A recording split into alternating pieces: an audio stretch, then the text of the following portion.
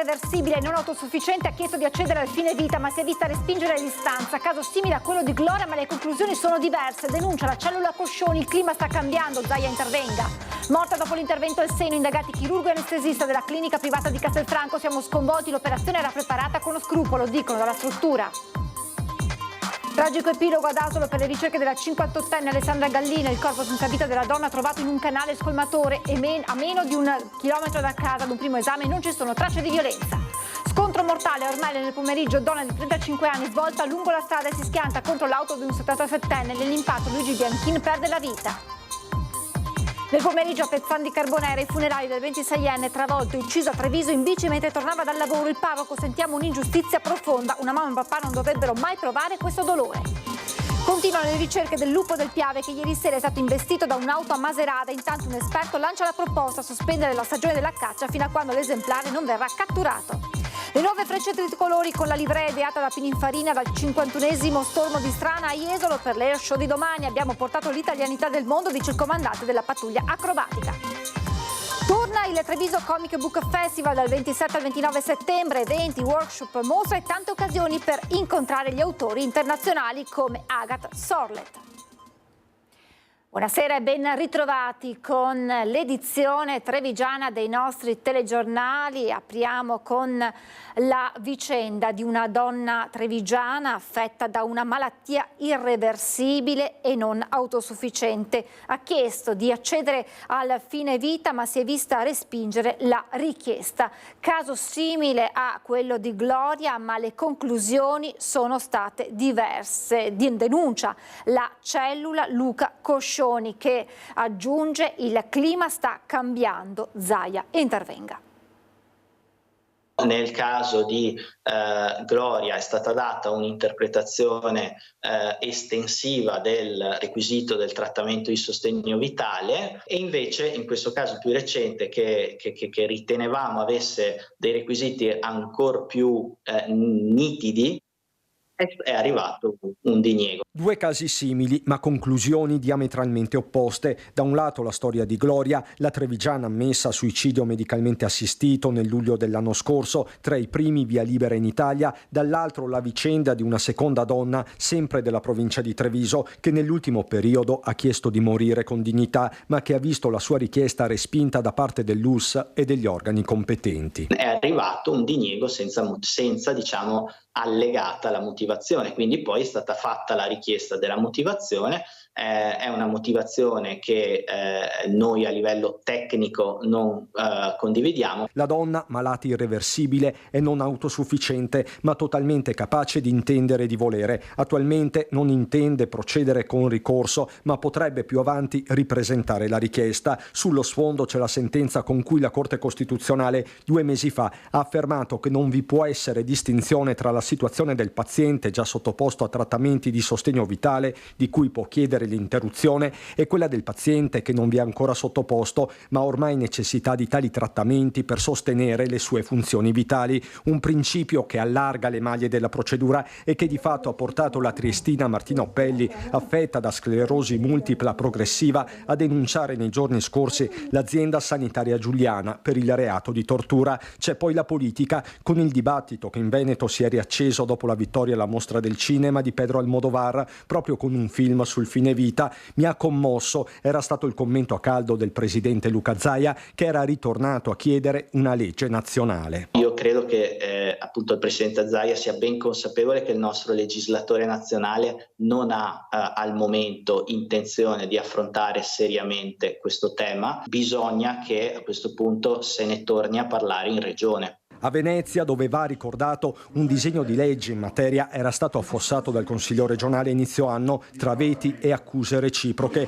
Il sospetto della cellula Luca Coscioni è che proprio le dinamiche della politica nazionale stiano in qualche modo influenzando l'operato di quegli organismi che al momento operano nel solco della sentenza di J. Fabo del 2019, senza quindi un quadro normativo di riferimento. L'ultimo diniego nella Marca trevigiana fa riflettere. Questo ci fa pensare ci sia un cambio di orientamento rispetto alla valutazione di questi casi e siamo un po' preoccupati. La morte di Helen Comin, la cinquantenne di Cittadella, originaria di Rosà, residente a Cittadella, aspirata dopo un intervento chirurgico al seno in una clinica privata di Castelfranco. Nel pomeriggio l'autopsia, siamo sconvolti e addolorati, ma abbiamo operato con la massima diligenza e competenza, dicono gli indagati. L'ipotesi di reato è quella di omicidio colposo. L'intervento di sostituzione di protesi mammarie era semplice, è stato preparato con scrupolo, eseguito con l'assistenza di un primario in anestesia e rianimazione che aveva praticato una sedazione leggera. Siamo sconvolti e addolorati, vicini a marito e figli. Questo è il commento che nel pomeriggio arriva dalla clinica privata Divi Clinic di Castelfranco, nelle ore in cui la Procura della Repubblica di Treviso ha iscritto nel registro degli indagati il titolare chirurgo Antonio Di Vincenzo e l'anestesista Fabio Toffoletto. Si vuole fare luce sulla morte di Helen Comin, la cinquantenne originaria di Rosama, residente a Cittadella, spirata martedì all'ospedale di Castelfranco dopo alcuni giorni di agonia. Dalla clinica spiegano come dopo l'intervento la paziente fosse stata ricoverata nel reparto post-operatorio con il controllo costante del personale addetto e non avesse manifestato alcun problema, tanto che dopo una quarantina di minuti si era anche seduta sul letto. La crisi cardiaca, stando alla ricostruzione della clinica, avviene dopo un'ora dall'intervento, con la cinquantenne che viene subito soccorsa dal personale interno. Immediato anche l'intervento del 118 che porta la donna nel vicino ospedale Castellano, dove resta per 5 giorni nel reparto di rianimazione fino all'epilogo di martedì. Dagli atti di indagine, sottolineano dalla clinica, risulta che anche i sanitari non siano stati in grado di comprendere le cause del malore. Di certo nel pomeriggio la donna è stata sottoposta ad autopsia con l'incarico affidato all'anatomopatologo Claudio Terranova. Dalla clinica, guidata da Di Vincenzo, si dicono pronti a collaborare, mettendosi a disposizione degli inquirenti, certi di aver operato con la massima diligenza e competenza. Ora si attendono gli esiti dell'esame. Quel malore era in qualche modo prevedibile? Ci sono stati problemi nella procedura di sedazione? Interrogativi che restano aperti. I familiari della donna si sono affidati alla legale padovana Lisa Tardivo. Si sono spente alle 17 di oggi le speranze di ritrovare in vita Alessandra Gallina, la 58enne di Pagnano d'Asolo, scomparsa da casa mercoledì sera, ad individuarla dentro il sifone di un canale di scolo, i cani molecolari. Sono la figlia della signora Gallina Alessandra e mai avrei pensato di arrivare a questo. E il mio unico appello è quello di chiedervi se qualsiasi cosa possiate vedere, chiamateci, chiamate i carabinieri, chiamate i vigili, non abbiate paura, perché siamo tutti preoccupati e viviamo male questa situazione. Un appello, ma soprattutto una speranza, che si sono spenti verso le 17, quando il fiuto dei cani ha permesso di ritrovare il corpo della 58enne in questa via, a poca distanza da casa. La donna era riversa all'interno di un canale di scolo poco distante da dove questa mattina era operativa la base dei Vigili del Fuoco per il coordinamento dei soccorsi. Abbiamo esattamente 65 persone, tra volontari di protezione civile di San Zenone, Asolo, La Marca e Montebelluna. Dopo abbiamo tantissime squadre dei Vigili del Fuoco di tutta la provincia, anche da fuori, comunità cinofile. Abbiamo, perché erano qua in zona per una prova pratica, la Guardia di Finanza di Belluno e la Polizia di Stato di Moena. L'allarme l'avevano dato i familiari quando giovedì mattina Alessandra Gallina non era tornata nella sua casa di Contrada Bernardi a Pagnano.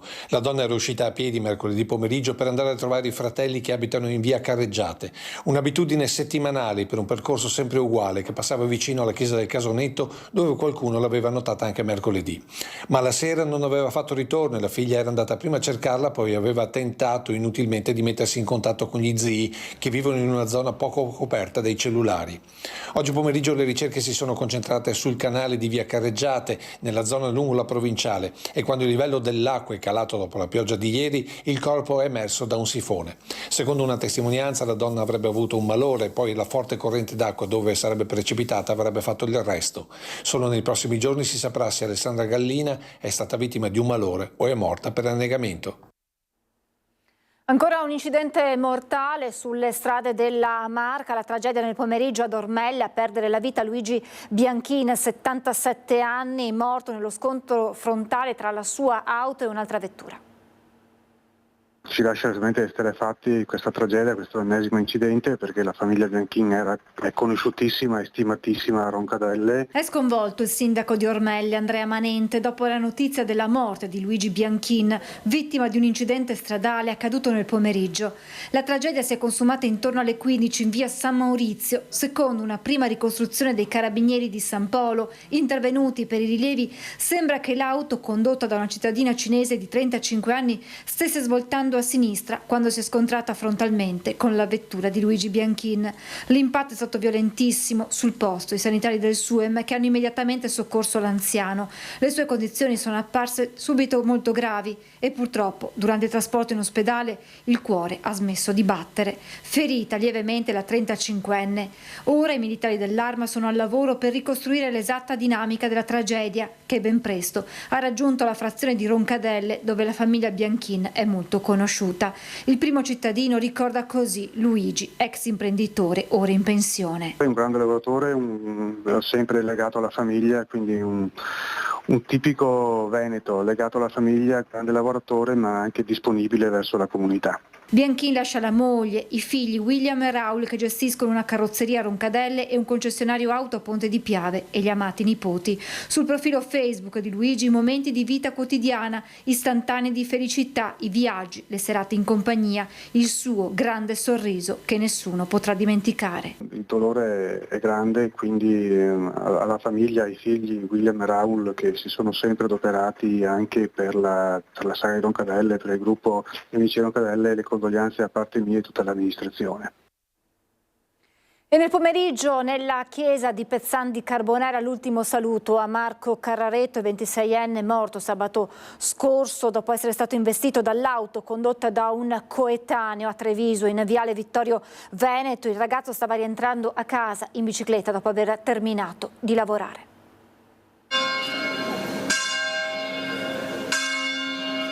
La chiesa di Pezzan di Carbonera non riesce ad accogliere le tante persone che hanno voluto essere presenti per dare l'ultimo saluto a Marco Carraretto.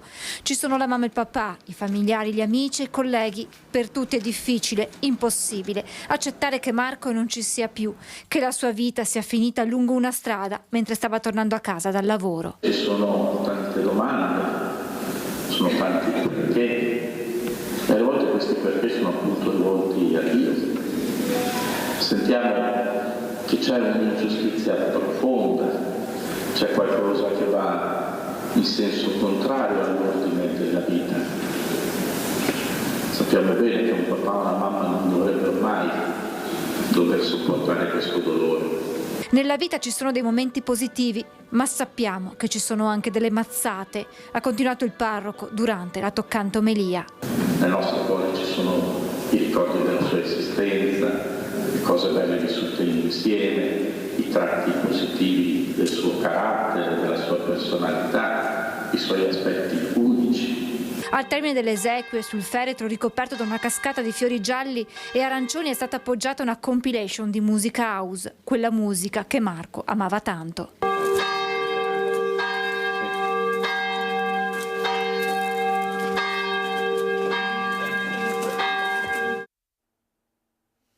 E voltiamo naturalmente pagina, continuano le ricerche del lupo che ieri sera è stato investito da un'auto a Salettuola di Maserata. E intanto chi conosce quei luoghi e la fauna selvatica lancia una proposta: sospendere la caccia fino a quando l'esemplare non sarà catturato e rimesso nel suo habitat.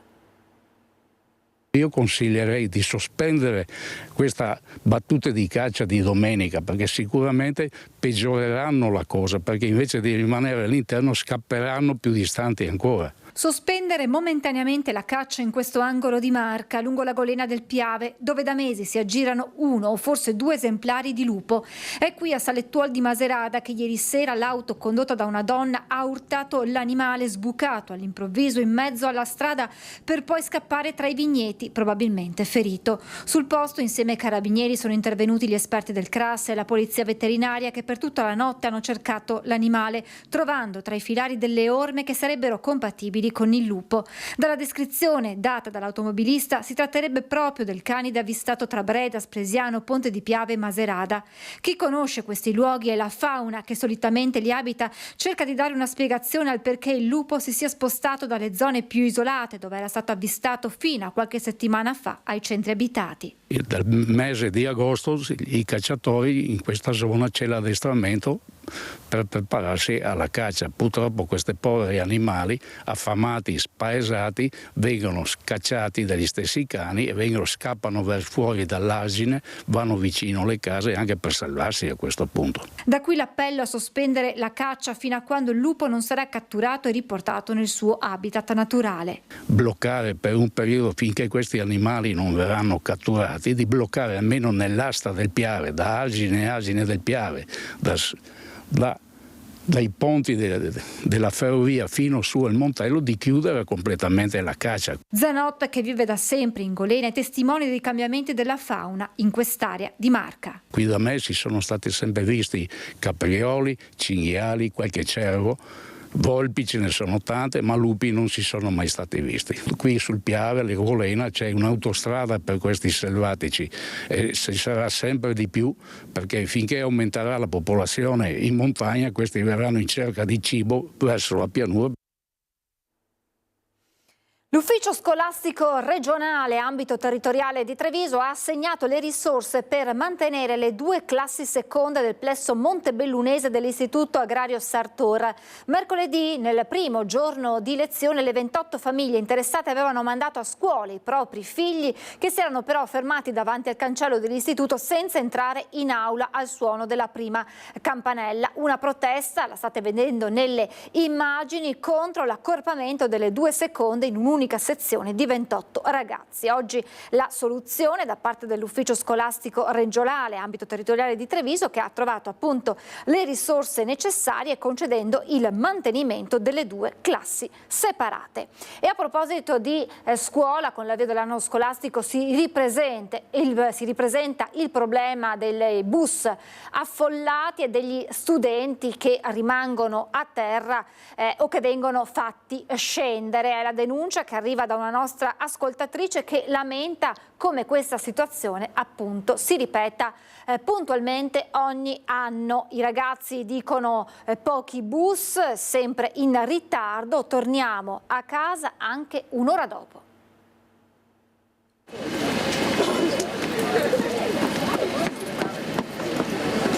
La corsa all'arrivo di un bus e il tentativo di salire, gli sguardi spaesati che cercano un po' più in là un altro mezzo che li porti a casa. È una scena che si ripete ogni volta che inizia la scuola. Ragazzi e ragazze lasciati a terra perché corriere e bus sono troppo pieni e costretti quindi ad aspettare anche un'ora prima di poter prendere il mezzo che li possa portare a casa. Avete perso quanti autobus? Uno e uno non è passato. È una situazione che si ripete sempre? Sì. Tutti i giorni? Tutti i giorni. Ne avete già persi quanti? Abbastanza. 5 o 6. È impossibile perché c'è talmente tanta gente. Se chi lo prende da un'altra parte, di conseguenza noi che aspettiamo qua non è fattibile. Disagi riscontrati anche per le navette scolastiche. Andare a scuola, anche quelle non sono gestibili. Io vado all'istituto Fermi, ne passeranno 4-5 in tutto. Ogni anno a settembre, quando iniziano le scuole, ci sono gli autobus che sono strapieni. Io praticamente quando esco da lavoro e lo prendo a mezzogiorno e mezzo, non riesco a salire e devo aspettare quello dopo, cioè che passa dopo un'ora. Secondo me ho un po' più autobus, soprattutto a settembre, perché iniziano le scuole, i ragazzi non hanno ancora tutti gli orari definitivi, rientri, e questo crea problemi e disagi non solo a me ma anche a tutti i ragazzi che lo prendono. Salario minimo di 9 euro all'ora per i lavoratori degli appalti del Comune, quanto previsto dalla mozione presentata dai consiglieri di opposizione del Comune di Mogliano Veneto.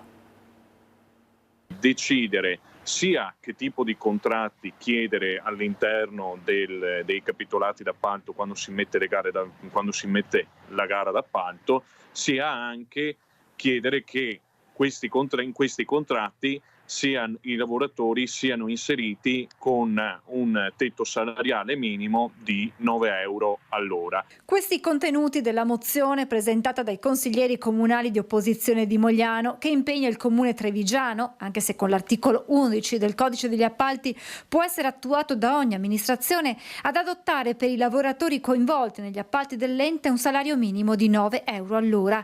Capofila di questa iniziativa a Firenze, che aveva presentato lo scorso maggio la delibera. Negli anni gli enti locali hanno cercato di fare economie immettendo delle gare al massimo ribasso nel mercato, che hanno determinato delle condizioni per i lavoratori degli appalti comunali che molto spesso erano al di sotto di una soglia salariale che gli permetteva di avere un minimo di dignità nella loro vita. Oltre all'introduzione di un salario minimo, la mozione fa un ulteriore passo, scegliendo quelli che sono i contratti più rappresentativi con le sigle sindacali che appunto rappresentano più lavoratori nel territorio. L'amministrazione comunale si impegna anche a effettuare una ricognizione di tutti i contratti in essere stipulati a partire dal 2022, verificando le condizioni sia dal punto di vista economico che normativo, a verificare il rispetto dell'applicazione del contratto e delle condizioni contrattuali in maniera costante, redigendo ogni 6 mesi un report relativo agli appalti in essere. Non si tratta di una provocazione, specifica Nilandi, ma di una vera e propria scelta politica. Possiamo scegliere come amministrazione di tutelare i diritti dei nostri lavoratori in appalto e quindi di credere anche nel valore del lavoro e dell'articolo 1 della nostra Costituzione, oppure possiamo scegliere di non farlo facendo delle economie sui servizi e poi di conseguenza avendo poi dei servizi scadenti nei confronti dei cittadini, perché i lavoratori sono sottopagati e molto spesso deprofessionalizzati. È il momento di fermarci per la pubblicità, tra poco.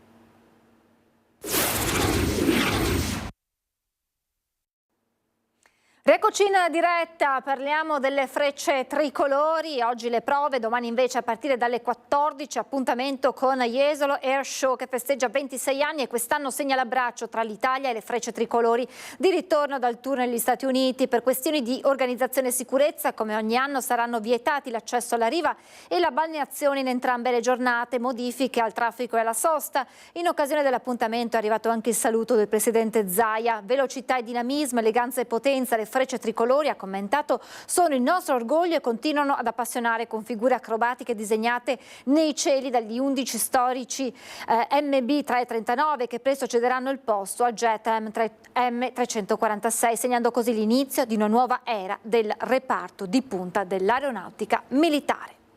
E grande successo per il tour in Canada e Nord America proprio delle frecce tricolori che ieri sono tornate all'aeroporto di Istrana. Le immagini dei passaggi più iconici per la pattuglia che volerà con il nuovo 346 della Leonardo con la livrea firmata Pininfarina. È stato un tour impegnativo, un tour in cui la Forza Armata ha messo in campo delle professionalità diversificate e incredibili che ci hanno permesso di compiere una vera e propria avventura.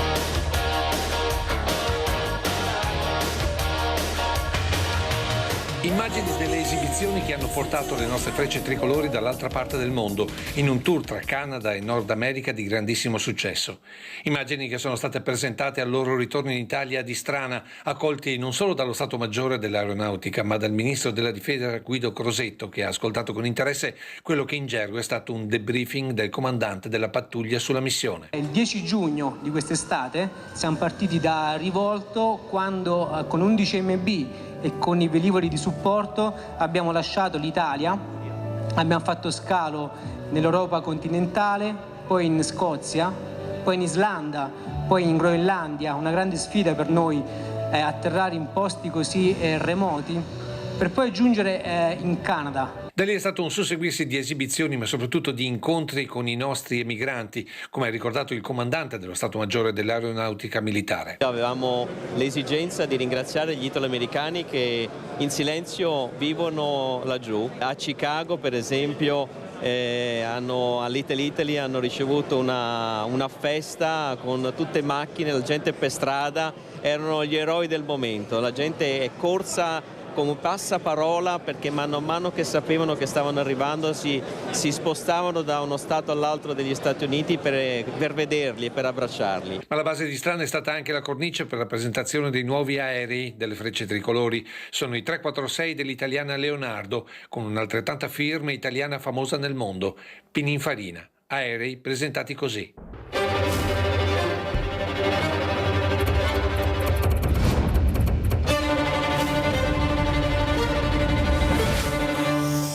Ci abbiamo lavorato abbastanza tempo, ma l'idea è nata subito, perché come dicevo la passione, le emozioni, il senso del design che i nostri designer hanno, li hanno accettati, e poi lavorare per un oggetto del genere ha eccitato la creatività e quindi in un tempo rapidissimo siamo arrivati alla convergenza. Senta, questa idea di vedere il tricolore anche sulla pancia del velivolo. Questo senz'altro, perché gli aerei purtroppo noi li vediamo dal basso mentre fanno le evoluzioni, e allora vedere il tricolore anche dal basso è eccezionale. Torna il Treviso Comic Book Festival dal 27 al 29 settembre, eventi, workshop, mostre e tante occasioni per incontrare gli autori internazionali. Treviso che per l'occasione, che arriva in concomitanza con le giornate europee del patrimonio 2024, segna un tutto esaurito.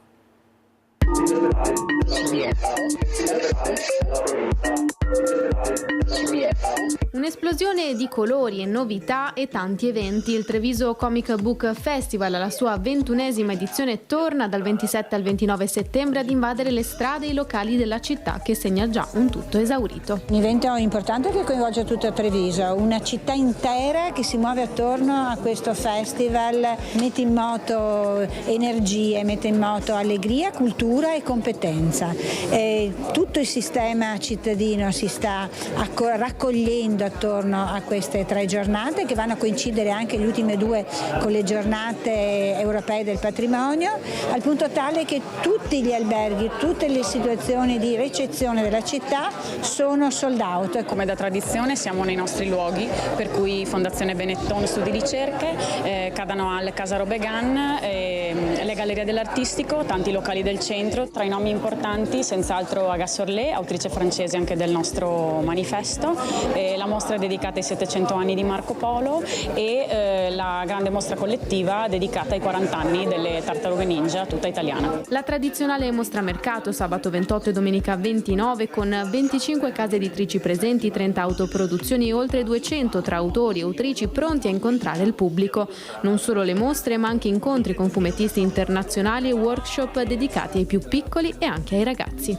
Non solo mostre, non solo mostra mercato, appunto con 25 case editrici al SACE e l'autoproduzione a San Gaetano, ma talk, workshop e showcase. Cosa vuol dire? Ci sono un sacco di incontri con gli autori e un sacco di laboratori per bambini, per adolescenti e anche per esperti. Si terranno a Palazzo Giacomelli, all'Abbratto, la biblioteca dei ragazzi di Treviso, quelli più piccoli, e al progetto Giovani di Treviso, quelli appunto per la fascia medie e adolescenti. Ho bisogno di...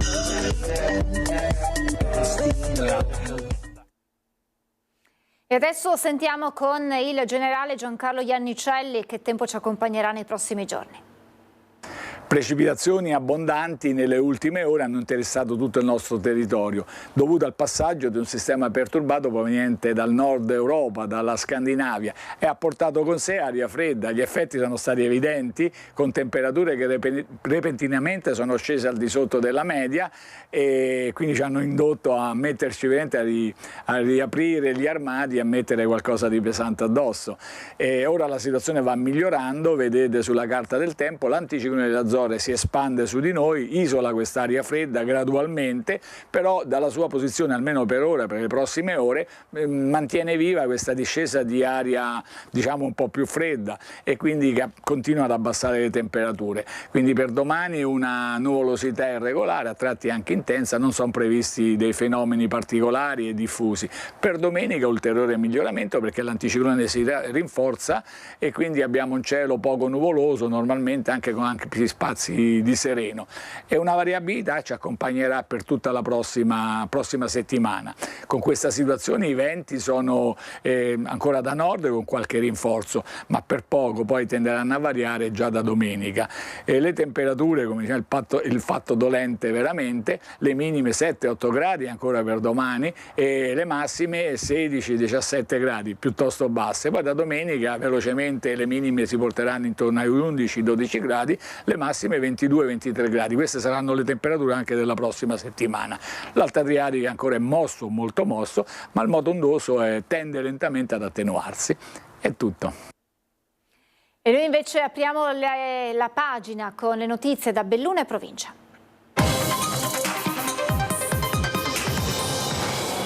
In primo piano la variante di Longarone, cortocircuito comunicativo. Ieri al termine dell'incontro tra il sindaco di Longarone, il commissario Simico e il ministro dello sport. Il via libera all'abbassamento del viadotto è condizionato dagli esiti dello studio di fattibilità in carico alla società Infrastrutture delle Opere Olimpiche.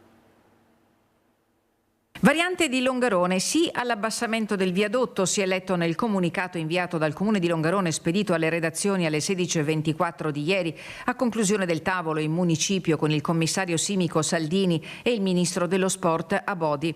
Ma la soddisfazione, soprattutto per i cittadini che si stanno battendo per evitare che i lavori della variante si tramutino in uno scempio ai piedi della diga del Vajont, è durata 32 minuti. Alle 16:56 dall'Ufficio Relazioni Esterne di Infrastrutture Milano Cortina 2026 è partita una nota di segno opposto. Vi si legge: Simico sta studiando la fattibilità dell'abbassamento della livelletta. Scopo dell'approfondimento è rimuovere il viadotto dell'attuale progetto, adeguando il ponte esistente sul Piave alle nuove normative tecniche, al fine di tutelare l'impatto paesaggistico, che è un ni rispetto alle esigenze espresse dalla comunità longaronese. A quel punto, poco meno di 4 ore dopo, dal Comune di Longarone è arrivata una specifica tecnica che riporta tale e quale il passaggio interlocutorio vergato da Simico. Quindi al momento l'abbassamento del viadotto resta uno studio di fattibilità all'interno del progetto della variante che, ha affermato il ministro Abodi, rappresenta una delle più importanti eredità nel pacchetto delle opere olimpiche e paralimpiche affidate a Simico. I lavori, ha confermato il commissario Fabio Saldini, cominceranno prima del 2026 e il cronoprogramma sarà adeguato per non interferire con le competizioni olimpiche. Sul caos Fondazione Teatri il sindaco De Pellegrin prende tempo, mentre i gruppi di minoranza sono sul piede di guerra. La cultura della città di Belluno, affermano, merita di meglio. Alla fine la Commissione terza si è riunita per parlare della Fondazione Teatri, ma lo spettacolo offerto non solo ai commissari ma anche al folto pubblico presente è stato pari a una pièce da teatro dell'assurdo, avvilente nella forma e preoccupante nella sostanza, scrivono i consiglieri di Insieme per Belluno Bene Comune, PD, Belluno di Più, In Movimento e Valore Comune. All'ordine del giorno l'annunciata modifica dello statuto della Fondazione Teatri e l'audizione del suo presidente, ma quel che è stato messo in scena ha valicato i limiti istituzionali. L'ordine dei lavori è stato veramente curioso. Prima interviene l'assessore Adamiano, ed era quello che aspettavamo. Immaginavamo che ci portasse una bozza di statuto o quantomeno qualcosetta di scritto. Appena ha finito l'assessore se n'è andato, appena lui si è alzato anche tutto il suo gruppo di Fratelli d'Italia se n'è andato, lasciando il presidente Ferrigutti da solo. Evidentemente c'è qualche screzio che noi non siamo tenuti a sapere, ma che era vistosamente palpabile. E il presidente Ferrigutti, quello che ci ha veramente, questo sì, avvilito, ha parlato per un'ora, e non è questo il problema, ma fin dall'inizio attaccando tutti i politici. Politici e rappresentanti delle passate gestioni della Fondazione. Una di queste è Daniela Nicosia di Tib, che per la Fondazione Teatri ha rivestito il ruolo di direttrice artistica e che ha già annunciato di voler tutelare il suo nome operato in sede legale. Uno show intollerabile per i gruppi di minoranza. Un'ora di insulti a raffica. Dopo i primi 3-4, in 3 dell'opposizione abbiamo chiesto al presidente Pingitore, il presidente della Commissione, di sospendere i lavori e far uscire il pubblico, che per la prima volta c'era pubblico in una commissione, perché sono cose che si possono tranquillamente dire, si possono tranquillamente trattare a porte chiuse. Il presidente Pingitore non ha accolto la richiesta e così per oltre un'ora, senza che i diretti interessati potessero intervenire per difendersi, è andata avanti la filippica di Ferrigutti, contestata dalla minoranza per ragioni di metodo, perché il presidente della fondazione è un tecnico e non un politico e che nel suo ruolo di tecnico avrebbe perlomeno dovuto presentare i programmi futuri, stagione teatrale in primis. Senza senno il rischio, afferma Perale, è che si vada incontro a un lento ma progressivo declino. I residenti, cioè Circolo Cultura e Stampa, Slow Machine e TIB, non sarebbero disposti a restare alla finestra. In associazione temporanea di scopo con il Circolo Culturale Bellunese e l'Orchestra Dolomiti Sinfonia sarebbero pronti a presentare all'assessora Damiano il loro progetto culturale, fuori da ogni ingerenza politica, per il bene della cultura della città di Belluno, che certamente merita di meglio. E gli strascichi del caos che regna sulla Fondazione Teatri delle Dolomiti rischiano di mandare in tilt non solo la cultura della città di Belluno, frizioni in maggioranza e in giunta, ma il sindaco Oscar De Pellegrin, fiducioso, tira dritto e su quanto accaduto l'11 scorso in commissione afferma: le mie valutazioni a bocce ferme. Sul futuro della Fondazione Teatri si gioca la credibilità dell'amministrazione De Pellegrin, che in questo momento si trova a un bivio: confermare alla presidenza Massimo Ferrigutti, che gode della fiducia personale del sindaco ma non dell'assessore alla cultura Damiano e di tutto il gruppo di Fratelli d'Italia, o voltare pagina approfittando della modifica dello statuto dell'ente. In ogni caso ci vorrà del tempo. Per la revisione statutaria è stato individuato un avvocato veneziano e non è chiaro quali siano le modalità per la stesura della prima bozza. Quanto all'incarico al presidente Ferrigutti, finito sulla graticola dopo la riunione della commissione terza dell'11 scorso, il sindaco De Pellegrin rimanda ogni considerazione. Mi dispiace solo di non aver potuto essere stato presente perché ero fuori Belluno su importanti appuntamenti. Sto valutando, perché insomma non è corretto prendere una decisione affrettata, quindi sto valutando sia la registrazione della commissione che quello che mi è stato riportato, per poi trarre delle conclusioni a mente fredda e capire veramente cosa è successo. Sempre De Pellegrin sui riferiti attacchi personali sferrati da Ferrigutti contro tutti gli amministratori e operatori culturali degli ultimi 20 anni. Ognuno sicuramente, poi se ci saranno delle cose che sono andate oltre quello che era i ruoli di ognuno, ognuno si prenderà le proprie responsabilità. Tra queste responsabilità potrebbe esserci anche in discussione il ruolo di Ferrigutti alla guida, alla presidenza della Fondazione? Adesso non lo posso dire, come ho detto prima, faccio tutti i miei approfondimenti come sono abituato a fare, poi prenderò le mie decisioni. Più sereno e lungimirante il pensiero del primo cittadino di Belluno sul ruolo della Fondazione Teatri delle Dolomiti. Mi auguro che abbia un grandissimo futuro di sinergia con tutto il territorio, per avere più opportunità di sviluppare contenuti interessanti e di valori, e poi che possa essere così che vada a toccare tutti i punti dei teatri nel nostro territorio, quindi della nostra provincia, quindi assolutamente sì. Silenti, ma non per questo inattive, le due consigliere della Fondazione, Francesca Bortoluzzi e Tiziana Noro, che con la revisora unica dei conti avrebbero inviato una PEC all'assessora Damiano per segnalare la necessità di arginare l'azione solitaria di Ferrigutti, che potrebbe mettere in difficoltà la gestione unitaria dell'ente. E prima di salutarci una notizia, un aggiornamento dell'ultimo minuto che riguarda la vicenda di Alex Marangon, il barista 25enne di Marcon trovato senza vita a Vidor.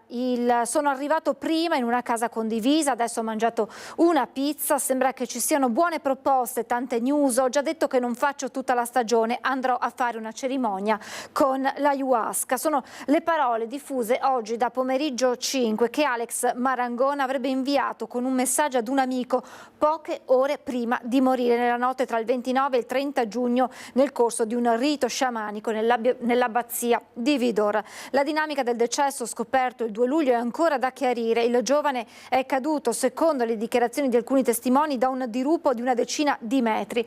Nel messaggio la voce di Alex è gioiosa anche quando fa cenno all'ayahuasca, un decotto di diverse piante amazzoniche in grado di indurre un effetto visionario. Questo dunque l'ultimo aggiornamento di cronaca, è davvero tutto, vi lascio ora la sigla e poi le previsioni meteo. Grazie per averci seguito, buona serata.